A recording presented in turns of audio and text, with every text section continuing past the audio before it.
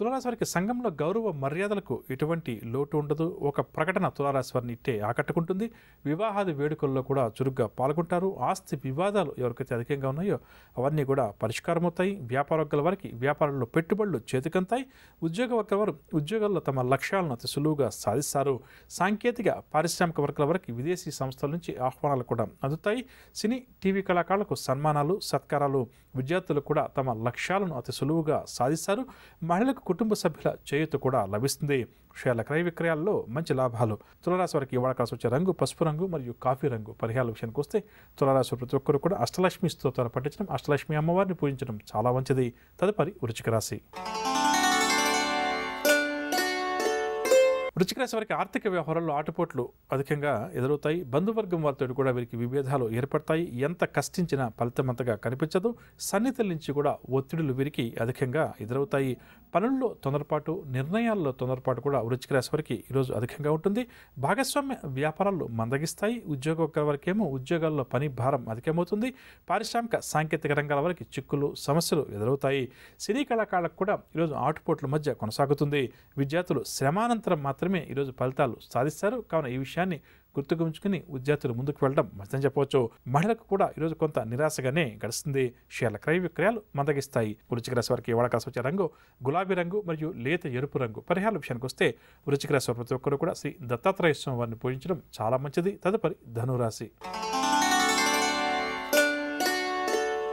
ధనురాశి వారికి పనుల్లో ఆటంకాలు అవరోధాలు అధికంగా ఎదురవుతాయి. ప్రతి పనిలో కూడా ఈ రాశి వారికి వ్యయ ప్రయాసాలు తప్పవు. ఇంటా బయట కూడా విమర్శలు తప్పవు. బంధువుల నుంచి కూడా కొన్ని విషయాల వీరికి ఒత్తిడులు ఎదురవుతాయి. ప్రయాణాలు కూడా ఈరోజు ఈ రాశి వారు ఆకస్మికంగా చేయాల్సి వస్తుంది. చిన్ననాటి స్నేహితులను కూడా కలుసుకుంటారు. వ్యాపార వర్గాల వారికి వ్యాపారంలో స్వల్ప లాభాలు. ఉద్యోగ వర్గాల వారికి ఉద్యోగాల్లో స్థాన చలన సూచనలు. రాజకీయ వర్గాల వారికి కూడా ఈరోజు అంతగా కలిసి రాదు. సినీ టీవీ కళాకారులకు కొన్ని చిక్కులు ఎదురయ్యే పరిస్థితి కనిపిస్తుంది కాబట్టి జాగ్రత్తగా వ్యవహరించడం చాలా మంచిది. విద్యార్థులు మరింత శ్రద్ధ వహించడం మరింత మంచిది. మహిళలకు కూడా ఈరోజు కాస్త నిరుత్సాహంగానే గడుస్తుంది. షేర్ల క్రయ విక్రయాలు మందకొడిగా సాగుతాయి. ధనురాశి వారికి ఇవాళ కాసి వచ్చే రంగు బంగారు రంగు మరియు కాఫీ రంగు. పరిహారాల విషయానికి వస్తే ధనురాశి ప్రతి ఒక్కరూ కూడా శ్రీ రాఘవేంద్ర స్వామి వారిని పూజించడం ఈరోజు చాలా మంచిది. తదుపరి మకర రాశి. మకర రాశి వారి పనులన్నీ కూడా ఈరోజు సకాలంలో పూర్తి చేస్తారు. ప్రత్యర్థుల నుంచి సహాయ సహకారాలు ఈరోజు ఈ రాశి వారికి అంతాయి. అనుకున్నది సాధించాలి అన్నటువంటి పట్టుదల కూడా ఈ రాశి వారికి పెరుగుతుంది. స్థలాలు వాహనాలు కూడా కొనుగోలు చేస్తారు. వ్యాపార వర్గాల వారు నూతన పెట్టుబడుల కోసం ఎవరైతే ఎదురు చూస్తున్నారో వారికి నూతన పెట్టుబడులు చేతికిందే అవకాశం అధికంగా ఉంది. ఉద్యోగ వర్గాల వారు ఇంక్రిమెంట్స్ కోసం ఎవరైతే ఎదురు చూస్తున్నారో వారు ఇంక్రిమెంట్లకు సంబంధించిన సమాచారాన్ని అందుకుంటారు. ఉద్యోగ వర్గాల అందరూ కూడా ఆర్థికంగా ఈరోజు బలవంతులవుతారు.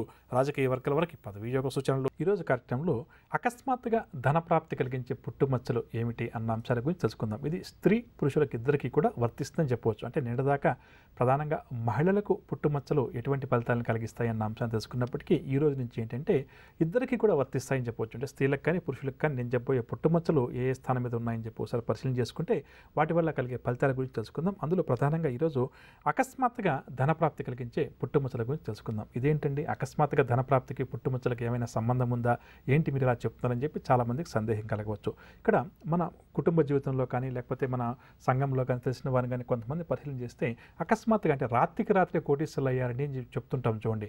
అటువంటి వారికి కొన్ని యోగాలు ఉంటాయని చెప్పవచ్చు. అంటే ఏంటి, ఉదాహరణకు ఒక వ్యక్తి రియల్ ఎస్టేట్ రంగంలో పెట్టుబడి పెట్టారు. 100 రూపాయలు పెట్టుకున్న స్థలం అది ₹1,00,000 కోటి రూపాయలుగా మారిందనుకోండి, అకస్మాత్తుగా ధనలాభం వస్తుంది. మరికొంతమంది వ్యక్తులకి ఏంటంటే వారికి ఉన్నటువంటి అలవాట్ల వల్ల కూడా అంటే కొంతమందికి పేకాట ఆడడం కావచ్చు, మరికొంతమందికి గుర్ర పందాలు ఆడడం, దీనివల్ల కూడా ధన నష్టాలు కలుగుతుంటాయి. కొన్ని సందర్భాల్లో సంపాదిస్తుంటారని చెప్పవచ్చు. అంటే చెడు వ్యసనాలకి వెళ్ళడం మంచిది కాదు, కానీ కష్టపడి సంపాదించి ఆ డబ్బుతోటి మనం ముందుకు వెళ్ళడం మంచిది. కానీ చాలా సందర్భాల్లో ఏంటంటే కొంతమంది వ్యక్తులకు ఇందాక చెప్పినట్టుగా వ్యాపారంలో పెట్టుబడులు పెట్టడం లేదా స్నేహితుడికి డబ్బులు ఇవ్వడం, ఈ విధంగా చేయడం వల్ల కూడా ఏంటంటే వారికి అకస్మాత్తుగా ధన లాభాలు ధన ప్రాప్తి కలుగుతుందని చెప్పవచ్చు. అంటే సంవత్సరం అంతా కష్టపడి ₹1,00,000 సంపాదిస్తే మనం తీసుకునేటువంటి నిర్ణయం అంటే షేర్ మార్కెట్లో పెట్టుబడి పెట్టడం, ఈ విధంగా మనం చేస్తుంటాం కదా. ఈ విధంగా చేసినప్పుడు మనకి ఏమైతే మనం పెట్టిన పెట్టుబడి బాగా ఎక్కువ అవ్వడం కూడా చూడవచ్చు. అంటే ఏంటంటే లాభాలు బాగా రావడం, దీన్ని అకస్మాత్తుగా ధన ప్రాప్తి అని చెప్పి అంటుంటాం. ఈ విధంగా కూడా మనకు జీవితంలో ఎప్పుడు కలుగుతుంది అన్న విషయానికి వస్తే ప్రధానంగా మనకు పుట్టుమచ్చల శాస్త్రం గురించి ఇక్కడ వివరించుకుంటున్నాం కాబట్టి ఈ పుట్టుమచ్చల శాస్త్రం దాన్ని కొంతవరకు మనకు అవగాహన రావడానికి కూడా చక్కగా ఉపయోగపడుతుందని చెప్పవచ్చు.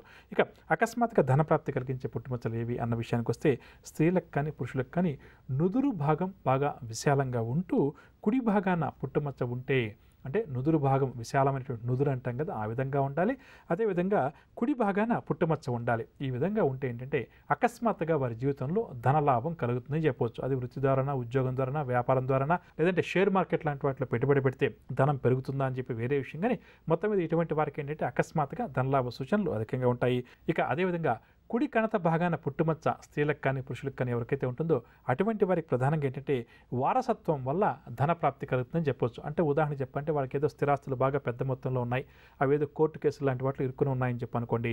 ఈ కుడి కణత భాగం మీద పుట్టుమచ్చ ఉన్నవారు ఆ కోర్టు కేసులకు అటెండ్ అవుతూ దాని గురించి ప్రయత్నం చేస్తూ ఉన్నప్పుడు ఒకసారిగా ఆ కోర్టు కేసు వీరికి అనుకూలంగా వచ్చినప్పుడు ఏమవుతుందంటే అకస్మాత్తుగా పెద్ద మొత్తంలో ధనం రావడం అంటాం కదా, అంటే ఆస్తులు ఏర్పడతాయంట అని చెప్పి అంటాం కదా, ఆ విధంగా కూడా వీరికి వచ్చే అవకాశం అధికంగా ఉంది.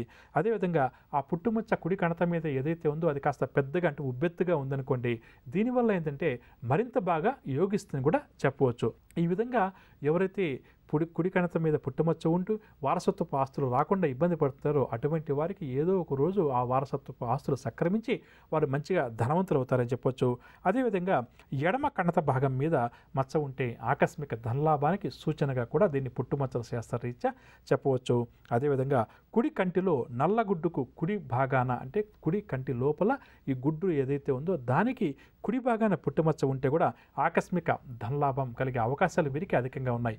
ఏ విధంగా కలుగుతుంది అంటే వారి జాతకరీత్యా ఏదైతే వృత్తి ఉద్యోగాల్లో వారు కష్టపడి పనిచేస్తుంటారో దాని ద్వారా వారికి ఆదాయం కానీ లేదా పెట్టుబడులకు సంబంధించి ఏదైతే మనం నిర్ణయాలు తీసుకుంటామో ఇందాక అనుకున్నాం కదా, షేర్ మార్కెట్లో ఇన్వెస్ట్మెంట్ చేయడం కానీ లేకపోతే స్థిరాస్తుల మీద ఇన్వెస్ట్మెంట్ చేయడం కానీ లేదా బంగారం లాంటివి కొనుగోలు చేయడం వల్ల కానీ ఏమవుతుందంటే మనం చిన్న చిన్న మొత్తంలో పెట్టుబడులు పెడుతూ వెళ్ళినప్పుడు ఒక్కసారిగా వాటి విలువ పెరిగిపోతుంది చూసారా.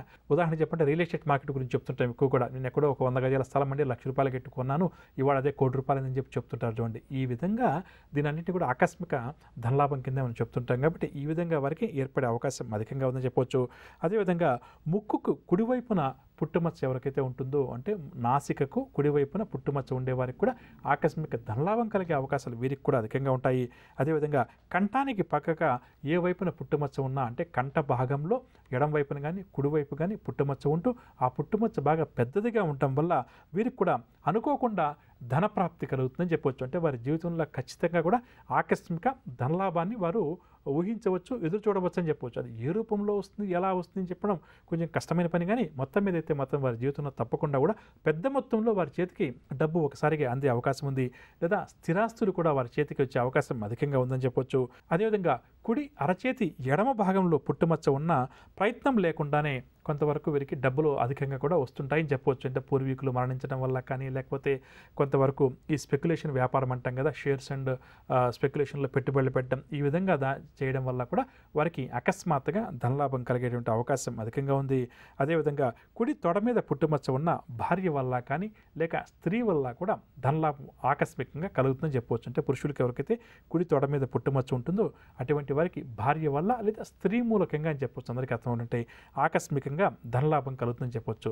కాబట్టి మన శరీరం మీద ఉన్నటువంటి పుట్టుమచ్చలు ఏ స్థానంలో ఉన్నాయని చెప్పి మనం గత కొంతకాలం క్రితం తెలుసుకున్నప్పటికీ కూడా మరొకసారి ఏంటంటే ఒక్కొక్క అంశాన్ని గురించి ప్రస్తావన చేస్తూ నేను తెలియజేస్తాను.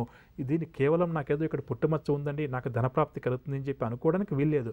మనం కష్టపడి పనిచేస్తూ మనం ఇన్వెస్ట్మెంట్స్ జాగ్రత్తగా చేసుకుంటూ వెళ్ళినప్పుడు ఏమవుతుందంటే ఖచ్చితంగా కూడా మనకు ఆకస్మికంగా ధనలాభాలు కలుగుతాయని మాత్రం చెప్పవచ్చు.